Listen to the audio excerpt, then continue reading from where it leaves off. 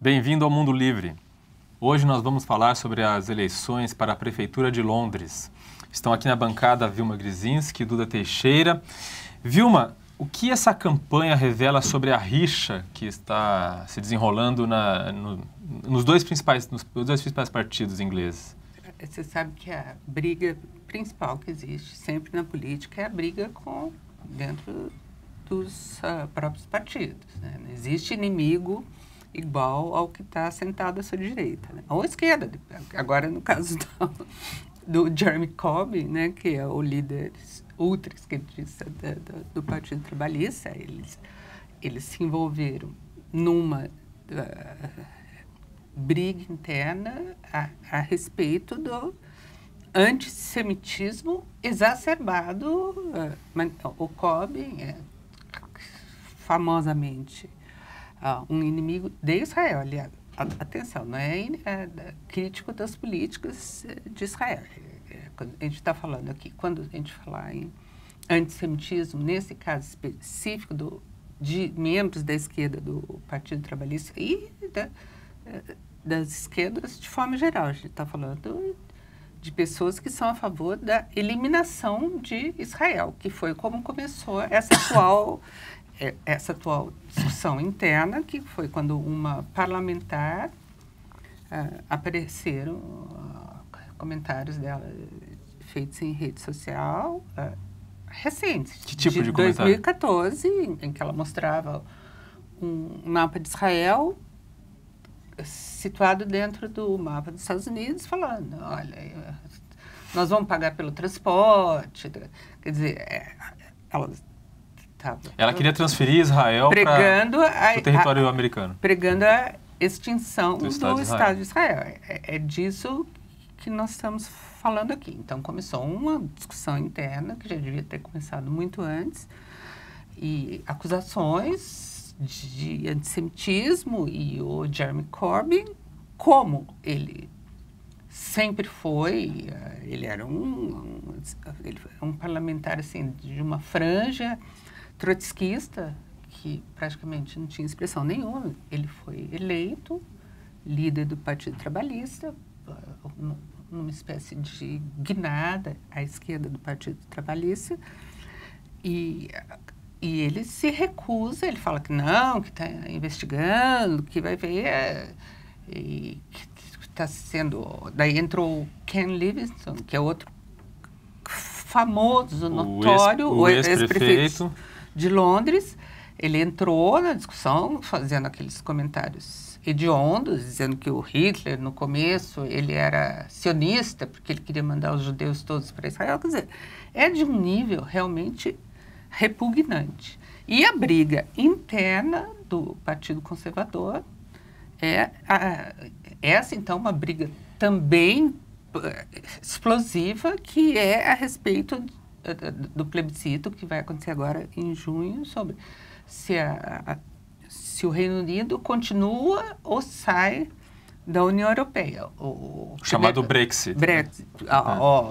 O primeiro-ministro é o maior defensor do voto pelo sim, vamos continuar, mas ele tem vários ministros e outros parlamentares lá da linha de frente do Partido Conservador que são a favor. E eles estão disputando internamente, porque o Cameron se comprometeu a permitir que a não interferir na atitude dos próprios membros do governo que são a favor da saída, do voto pelo não. Então, mas também isso está dando uma briga terrível. Então, é nesse contexto dessas duas disputas que a gente pode ver essa eleição para prefeito de Londres, que em si é muito importante. Londres é uma cidade global, incomparavelmente. Só para explicar, porque a gente começou falando, mas não falamos dos nomes dos candidatos, né?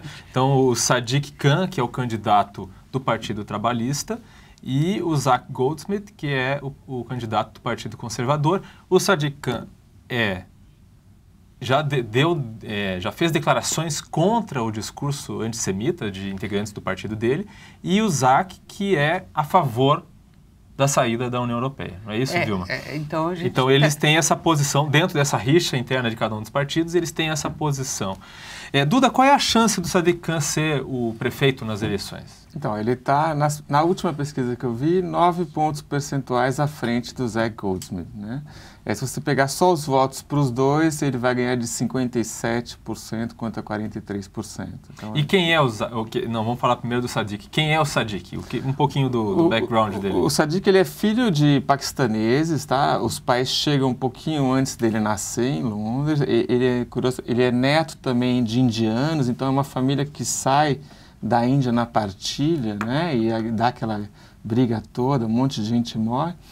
E ele o pai é um motorista de ônibus, a mãe é uma costureira, dona de casa, ela cuida de 8 crianças, então ele tem 7 irmãos. E ele estuda direito e vira um advogado de direitos humanos, né? Depois, bom, ele também é maratonista, interessante, gosta de futebol, gosta de cricket. E é um cara que ele se elege para dentro de uma região do sul de Londres para ser tipo uma espécie de councillor, tipo um vereador ali local, né? E ele depois bom, ele vai ganhando. Ele é um cara que fala muito bem, né? Ele se relaciona com várias na campanha, por exemplo, você vê ele aí no festival Sikh, festival Páscoa Judaica. Ele participa dessa mistura que é a cidade de Londres muito bem, né? E aí ele chega a integrar o gabinete do Gordon Brown, que era trabalhista também, ministro de transportes, né? Ele é o nome agora que sai, né, na disputa e sai à frente. Tá. E Vilma, e o Zac? O que a gente pode falar do Zac? Depois a gente aprofunda um pouco a história de cada um, mas assim, só para a gente apresentar os dois. Bom, ele tem filho de um banqueiros mais famosos do mundo, um dos mais divertidos do mundo. Um grande personagem que era o Jimmy Goldsmith. E ele é o tradicional herdeiro, multimilionário, coisa de uns 300 milhões de libras, que se envolve com causas ecológicas. Ele também foge, como ele é rico, ele pode fazer o que ele quiser, né, Diogo? Então, rico tem essa opção, né? Ele é do Partido Conservador, mas ele já votou várias vezes, e, raramente tem o voto fechado. Já votou contra a posição majoritária do Partido Conservador e ele tem essa aura no caso, não é riquinho, é ricão, porque ele é altíssimo, ele tem quase 2 metros de altura, e dessa família divertidíssima, da aristocracia de berço e aristocracia de dinheiro. E tem uns rolos também de namoro, né? Meio intrincados, não tem? Não é intrincados, é uma visão burguesa. Do ponto de vista aristocrático, não existe isso. O pai dele, por exemplo, ele tinha 3 mulheres, 3 famílias diferentes. Fora as extras, né? Ele incorporou, a frase não é dele, ele é o cara que disse famosamente, quem casa com amante abre uma vaga, né? E ele, por sinal, ele casou com vários amantes. E o Zac Goldsmith também teve um caso primeiro com a irmã da cunhada, que por acaso é Rothschild, porque como os Goldsmiths, que são famílias... clãs de banqueiros que começaram na Alemanha, daí tem o braço francês, o braço inglês, que vão se ramificando. Os Rothschild, mais famosamente do que os Goldsmith, o que em princípio, ele não é judeu, mas ele é parcialmente, o pai dele era metade judeu. Então, hoje você tem pelo critério dos inimigos, que seria um judeu, né? Pelo critério de quem diz que uma gota de sangue já basta para definir, né? E um candidato muçulmano, né? É isso, então, que cria um interesse adicional para essa eleição de prefeito de Londres. E ele garante que gosta muito de Bollywood. Nós vamos mostrar um vídeo do Zac falando sobre o amor que ele tem pelo cinema indiano. I'm a Bollywood fan, so anything with a Bollywood theme, I will lap it up. You say you're a Bollywood fan. Do you have a favorite actor or a favorite Bollywood film? Oh no, I wouldn't be able to. Ele se atrapalha, né? Ele fala que é fã de Bollywood, mas aí o repórter fala, então me diz aí um ator, um filme que você gosta, e ele não consegue citar nenhum. Por favor, não, desculpa, eu não consigo citar. É o clássico rico que quer se apresentar como, se identificar com gostos populares. Tanto que ele tentou também agora, nessa largada final, ele tentou falar, não, eu posso ser como o Leicester City, que é esse time que inesperadamente ganhou o campeonato inglês. E ele tentando fazer uma coisa assim meio populista, eu posso fazer como Leicester City, daí o entrevistador falou, não, você está mais para Aston Villa, que é o time dos ricos. Na Inglaterra, o time obedece criteriosamente às divisões de classe, ao contrário daqui. Apesar do que se fala às vezes. Vilma, o Sadiq Khan, que é muçulmano, quer dizer, tem essa aura aí, né? Vai ter um prefeito muçulmano em Londres, é a primeira vez que isso acontece e tal, não sei o quê. E além disso, como você mesmo já citou, né, no seu blog, já num texto excelente sobre o Sadiq, você diz que ele fala tudo certo, né? Que é perfeito demais, que ele deve estar fingindo. O que você acha? Eu não falei que ele deve estar fingindo. Eu falei que dá para desconfiar do que ele está fingindo, porque... O que ele fala de certo e que é tão perfeito assim? Ele se coloca como um político multicultural. Ele não se coloca como um defensor da religião muçulmana ou das causas tradicionalmente identificadas com a religião muçulmana. Ele é um político trabalhista que, se for eleito, fizer 10% do que ele diz que vai fazer, vai arruinar Londres. Mas Londres tem uma capacidade de resistência bem grande, né? Mas ele é muito correto, inclusive nessa discussão que teve e continua a acontecer no Partido Trabalhista a respeito do antissemitismo. Ele imediatamente se colocou, criticou o Ken Livingstone, que é um aliado do Corbyn. Ele, por sinal, ele não é da mesma ala ou corrente política do Corbyn, que é o líder do Partido Trabalhista. Evidentemente, para o partido como um todo, será uma vitória fenomenal ter a prefeitura de Londres de volta. O prefeito atual é o Boris Johnson. Boris Johnson, né? Nós vamos mostrar um vídeo agora que mostra uma palestra ali do Sadiq Khan e que tinha alguém na plateia com uma bandeira que depois na imprensa inglesa se disse que era a bandeira do Estado Islâmico e tal, e vou pedir para o Duda comentar. Pode soltar. But the important thing is not why you're here. It's that we are all here. É uma plateia para muçulmanos, Duda? Essa é a bandeira. Esse é um debate que foi organizado por um canal islâmico, tá? Ele está falando... Ele fala um pouco da fé islâmica, né? De que... Mas não é um discurso de forma alguma extremista, tá? Que ele vai... Mas acontece disso de aparecer a gente na plateia com a bandeira, uma bandeira negra, né? Com dizeres islâmicos e tal. E isso a imprensa que é vai colocar... o lema básico, né, Vilma, do Islã ali. Sim. E a questão não é só essa. Ele já apareceu que... Vamos lembrar que tem 1 milhão de muçulmanos em Londres, 12% da população, e alguns bairros 100%. Né? E Londres é um dos centros de pregação do de radicais islâmicos. Radical. E ele, o Sadiq Khan, já apareceu com alguns desses imãs ou líderes religiosos que defendem a versão mais fundamentalista e violenta. E essa questão foi... O David Cameron falou sobre isso, já começou aquele negócio, islamofobia, que você sabe, né? Porque a coisa de ser o primeiro também é sempre a vantagem, né? O primeiro presidente negro, daí você não pode criticar porque é o primeiro presidente negro. Né? Primeira presidente mulher. Ah, não, porque... Aí é sexismo, daí vai ser, fazer impeachment é sexismo. Daí o primeiro prefeito muçulmano não vai poder fazer... Vamos ver, não pode falar quando alguém... Ele não pode ser acusado de uma manifestação. Sim, alguém foi lá e levou a bandeira.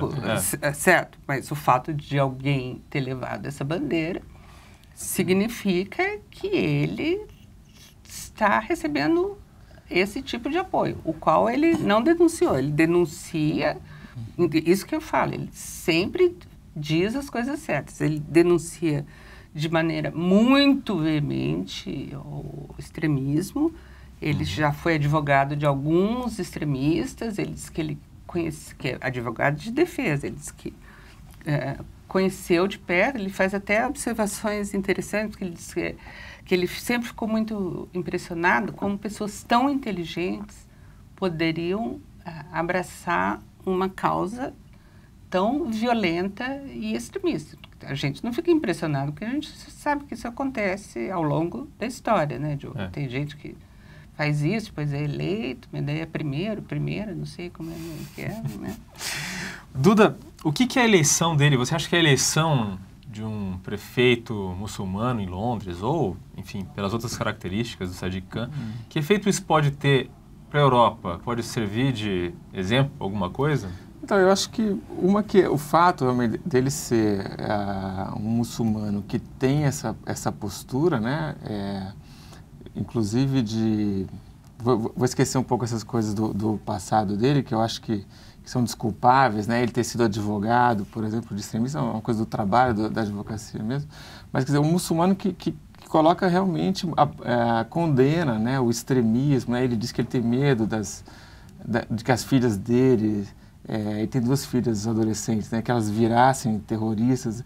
Então, é um exemplo de, não só de moderação, mas realmente de alguém que está do lado certo, né, e isso uma capacidade grande, né, de realmente, quer dizer, Londres é o centro financeiro do mundo, né, tem um orçamento enorme, né, então, assim, é alguém com a cabeça... no lugar certo, que pode dar um exemplo para a Europa que está com esse problema de refugiados, de terrorismo e tudo mais. Né? Só falta o teste da realidade, né? Vamos ver como que isso vai funcionar. Aliás, por falar em teste da realidade, Vilma, você falou que se ele for cumprir as promessas, ele vai destruir, assim, ou tentar destruir Londres.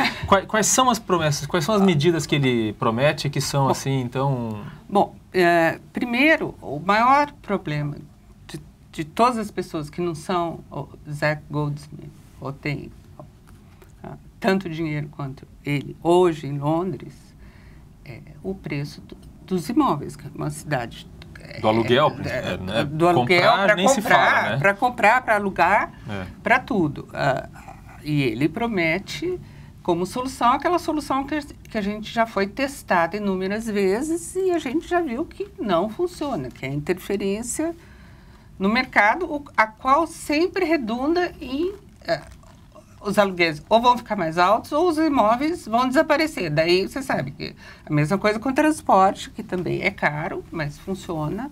Em Londres, ele também quer interferir no sistema de transporte. Você sabe que o transporte é que nem luz. O transporte mais caro que existe é aquele que não existe, né? Ele é adepto da turma daqui, do passe livre, não?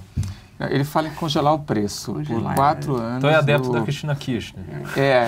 E no caso do aluguel, ele fala que o valor vai ser 1/3 da média salarial Mas é claro que... Ele já sabe no que isso redunda, né? Não vai dar certo. Não vai ser... Agora, precisa ver se ele vai querer cumprir essa questão dos imóveis, como é um assunto vital, inclusive, para a sobrevivência do partido. Ele vai fazer alguma coisa. A gente pode antecipar com uma razoável dose de certeza que ele vai fazer alguma coisa errada. Isso... Vilma, falando um pouco de Brexit, para terminar com o Brexit, tá? O ZAC, que é a favor da saída da Inglaterra da União Europeia, e o SADC, que é contra. Quais são os argumentos do ZAC para sair? Bom, de forma geral, são os argumentos que todo mundo, que os dois lados usam. O que é muito interessante é você ver hoje que, originalmente, na França, na Inglaterra, quem era contra a União Europeia eram os partidos de esquerda. Hoje é uma parte dos partidos de direita. Os argumentos são os fundamentos que estão em jogo nesse plebiscito. Um é que a saída vai ter um prejuízo econômico enorme, porque o Reino Unido ali faz parte de um pacote e que suas exportações, a movimentação de capitais, de pessoas, todo faz parte desse pacote de livre comércio. Os argumentos contrários são bastante razoáveis também. Não, mas você falou do argumento contra sair. Contra sair. Agora eu vou falar sobre a base dos argumentos a favor de sair, que são duas. Hoje, a base mais importante é a imigração. A imigração ligada à desorganização trazida por grandes massas de pessoas. A imigração dentro da Europa, certo? Que a União Europeia permite o livre trânsito de todos os seus integrantes e a União Europeia promovendo essas cotas dos novos imigrantes que são do Oriente Médio, do Norte da África, do Afeganistão, que é uma coisa que afeta muito a vida dos cidadãos, está afetando a vida diária e afeta, segundo os partidários da ruptura, da saída, afeta a segurança, porque a estrutura judiciária dos países membros está cada vez mais sendo submetida a uma autoridade supranacional. No fundo, é uma discussão sobre os estados nacionais, certo. A sobrevivência dos estados-nação. Foi uma invenção que deu muito certo, agora muitas coisas funciona bem e outras coisas não está funcionando. O Reino Unido, que votou desde o começo, que eles têm a enorme vantagem de não ter entrado no euro, tem a sua própria moeda, como alguns outros países, a Dinamarca, eles votaram por continuar com a sua moeda, não entrar no euro, que inclusive um dos motivos dessa vitalidade econômica comparada aos outros membros da União Europeia, um dos motivos é atribuído a isso. Então, é uma discussão e um voto vital para o Reino Unido, para a Europa e para o resto do mundo. Duda, o SADC tem algum argumento próprio dele, assim, além dos argumentos gerais que se usa para não sair da União Europeia? Ele tem algum argumento que é específico, muito particular dele? Ele argumenta que é melhor combater o terrorismo trocando informações com o resto da Europa e que isso seria afetado se saísse. E ele fala também da perda de emprego, né? Ele fala que seriam 500 mil de empregos que seriam perdidos porque... No Reino Unido. No Reino Unido, porque muitas empresas que têm sede europeia, 60% das empresas multinacionais que têm sede na Europa colocam a sede em Londres, né? Então, porque tem algumas vantagens. É mais aberta, mais fácil, né? Então, enfim, ter o risco dessas empresas saírem de lá. Saírem de lá, entendi. Bom, muito obrigado, Vilma. Obrigado, Duda. Este foi o Mundo Livre, toda terça-feira em TV já. Até breve.